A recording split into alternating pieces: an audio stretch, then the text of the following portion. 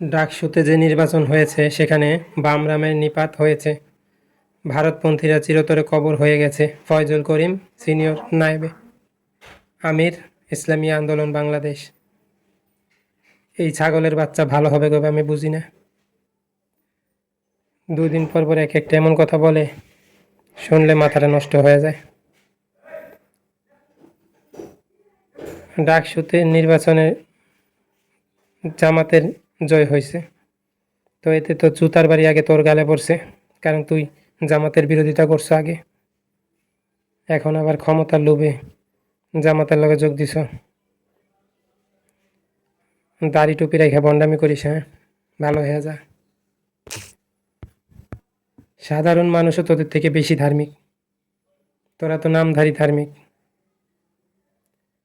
কেউ তোদের ভোট দেয় না, কারণ তোরা বাটপার। তাই কোরআন শরীফ ছোঁয়া মানুষকে শপথ নেস যে কোরআন শরীফ ছোঁয়া বলেন ভোট দিবেন। তোরা এই ধরনের বন্ড। তোরা বলিস তোদেরকে ভোট দিলে আল্লাহরে ভোট দেওয়া হইব, নবীরে ভোট দেওয়া হইব, আর তোদেরকে ভোট না দিলে ইসলাম বিরোধী হইব, শয়তানদের ভোট দেওয়া হইব। এইগুলা বলিস তোরা।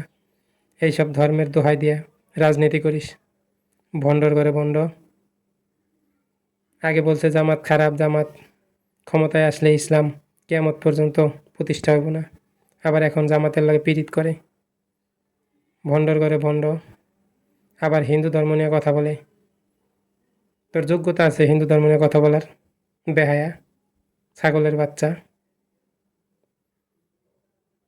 হিন্দু ধর্মরে বলে খচ্চর ধর্ম, বলে তারা খচ্চর পূজা করে।